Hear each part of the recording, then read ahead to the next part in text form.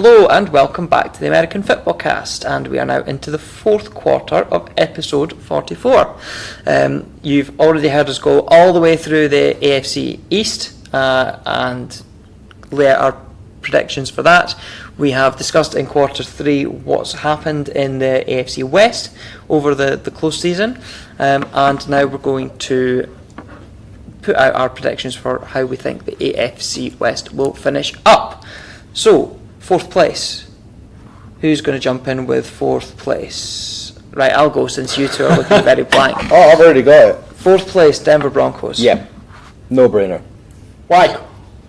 Because. Okay. So they've kind of been very meh in the off season. It's not been a huge. They've not seemed to have addressed many of the problems. We obviously got Fangio coming in. It's year 1 for him, which I know I threw this in last year when we did division reviews about how down in Tennessee Mike Vrabel might not do that great because it's only year 1, and of course he proved me wrong. But you do have that unknown quantity at your coaching position as well. I think out of all the 4 rosters, I think they've got the weakest. Yeah, roster. I think if you look at what's happened over the off season, you've got 2 teams who were starting so far ahead of the other 2 in this division that one season's not really going to change that. I think then you have the Raiders who have significantly upgraded and over the off season. Address and challenge. Yeah. I don't seem to think the Broncos have done it at the same level. Yeah, I think they've just sort of remained at the level that they were at in terms of how their roster looks, and I think that isn't good enough for anything other than 4th in this division.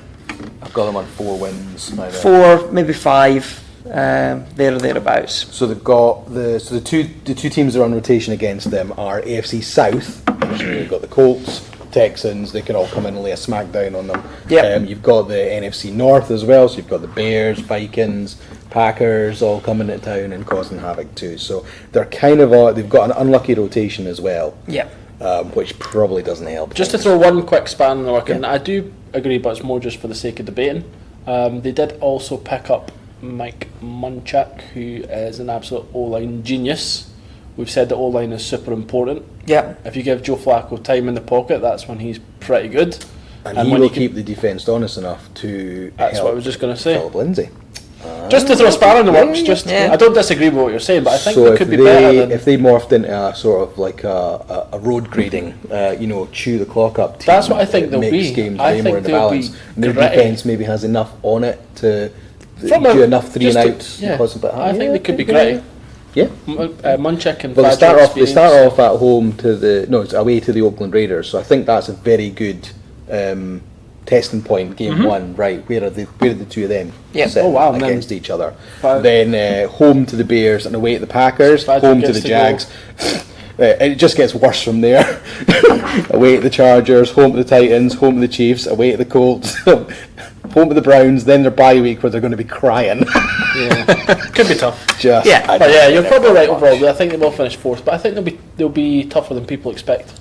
Yeah. Yep. So third. Gav will let you jump in with 3rd. The Chiefs. Thinking? What? I wasn't looking. It's so obvious it's the Raiders, right? They're very split 2 and 2 this division. Yeah, for me, I mean, the gap from last year was just so big that I don't think one off-season can close that gap unless one of the established 2 had a real stinker of an off-season, and I don't think either of them unless they put Vontaze Burfict on like a career suicide mission and let him just kill Pat Mahomes because I think he would. I so hope it doesn't happen. That would make me if cry. Anyone's going to do it, it's going to be him, right? Yep. Should have been out of the league. The Raiders threw the dice on him and he just killed the future of the league. Oh no. You can see it. Absolutely. They just before we go any further, their first 5 games before their bye week is home at the Broncos, which obviously we talked about. That's your testing point. They then are home to the Chiefs, away to the Vikings, away to the Colts, and home to the Bears. Even when they come back, though, that's not nice. That's and it doesn't nasty. get much better. At least the Bears is in London, of course. They've got the Lions, they've got the Bengals at home later in the season. And other than the 2 games against the Broncos, they don't have a lot of gimmies. So the Bengals and the Lions. Not any game's really officially a gimme, but you know what I mean. Yeah, the Bengals and the Lions could easily be, that would be week 11, and they could be on 2-9 because those games are tough. Dear, ouch. So we had the Broncos at 4 wins. I threw them at 4. Where are we putting the Raiders? 5, 6? I went for 6. They did 4 last year? Yep. They did 4? Yeah. I think so. Yeah. So I wanted to give them more than last year because I think there is enough improvement there. And I want Gruden to do well because more for the fact that the Raiders were crazy enough to give him a 10-year deal, I kind of want them to see at least half of that. Yeah. And not have to chuck the rest of the money away. So yeah, Oakland 6 and 10. That's what we'll go with. Yep. Okay. Any way they can get better? It's more about the other two teams regressing, I think, unfortunately, rather than the Oakland. Okay. Not this season. A couple of years from now. Yeah, I just meant for this season. Just short term. It can only be if, say, the Chargers go back to losing everybody on IR within 3 weeks again, which is what they've done up until last season. Yeah. Injuries were a massive issue for them. But if they've got over that problem, then I think the Raiders they're a team that are targeting Las Vegas as when they're going to be ready to win. Yeah, thinking ahead. So second place. Second place. Who are we going to go with? I am going to. Are we sticking our twist? I was going to stick. I think the Chargers. Obviously, they're a very good side anyway. I just don't quite think they'll have what it takes to challenge the Chiefs for division winner. I think they'll challenge them. I just don't think they'll overhaul them. Yeah. I think it'll as much boil down as I think very much like it did this season, the head-to-head game. Yeah. If the Chiefs have won that and the Chargers then have to actually get one more win than them, that's too much of a leap. Do play each other twice. If providing they don't split, but if the Chiefs go 2-0 in that, and therefore the Chargers have to actually get more wins than them, which I think is what happened last season, it's just too much for them to do. So how do they start off with? Playoff certainties though? I think they're one of the two. I think one's coming out of the south, so Colts and Texans, and if Tennessee or the Jags rebound, they can be in the hunt as well. And then the second one being either, the Chargers, really. Yeah. I think there's not enough strength in either the North or the East for their second place to have as many wins. Yep. Number of wins? I thought 11. I think they got last year as well, actually. It's very, very much. 12? They got 12 last year, I think. Okay. I had 11 in my head as well, to be fair. This is where I think they'll land. I just think they will regress. I think they won't be as good as they were last year. What? You don't think they'll be quite as good? No. I think they're still well in the wild card hunt, though? Mm-hmm. Yeah. I just don't think they'll be as strong as they were last year. They dominated a lot of teams last year. I just don't think we'll see that with Gordon out. We spoke about Terrell Williams was quite an important piece. Well, let's go. Let's just throw in their first few games then. So they start off at home at the Colts, so a bit of a stinger to get off with. But then you go away to the Lions, home to the Texans, away to the Dolphins, home to the Broncos. So you've got 4 very winnable games there very quickly. Yeah, momentum is important. Bingo, that's exactly it. I mean, we will talk about it in or next week when we speak about the Lions. I do think the Lions are a stronger team this year than you might expect.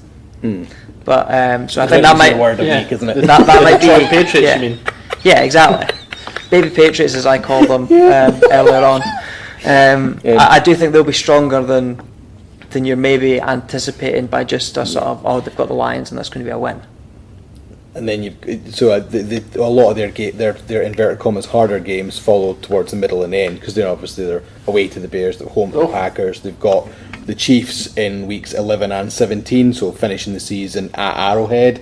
Oof. And they don't get the luxury of playing them at home because they are playing them in Mexico. In Mexico, yes. Well, unless that gets moved back, Yeah, unless that was the game that. Mm-hmm. Oh no, it was the Rams and Chiefs. Yeah. So it was always obvious that they were going to send the Chargers and the Chiefs down to Mexico, given that the Chiefs should have been there last year. Yeah.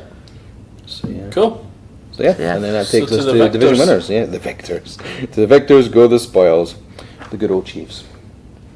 They just won it. They haven't lost anything of note on offense. Obviously, the Hill situation has solved itself. They lost Kareem Hunt midway through last season.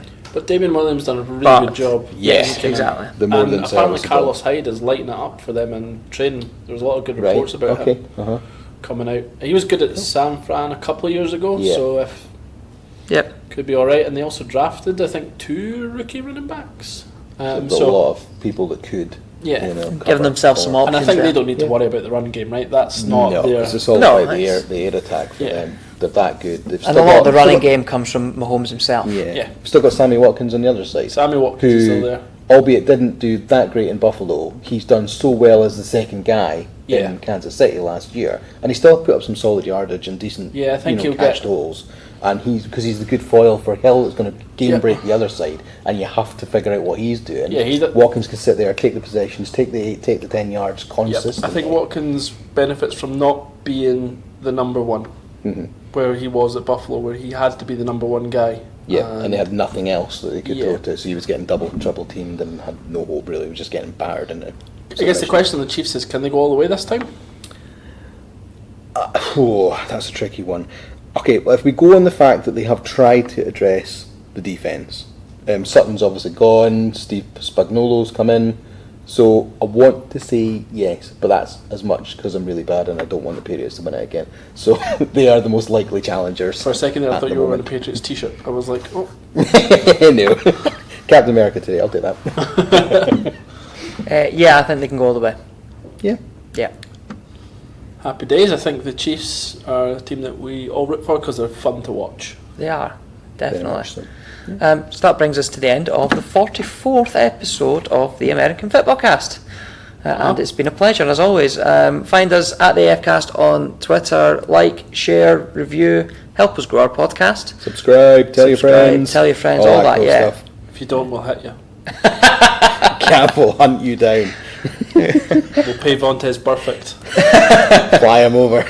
He's the kind of mental guy that I was just going to say. I'll book you a flight. You coming over to Scotland for a week? You can stay at our house. Whatever. He probably would do it. Just get he's that mental. He'd be like, I gotta go for a drinking weekend in Scotland.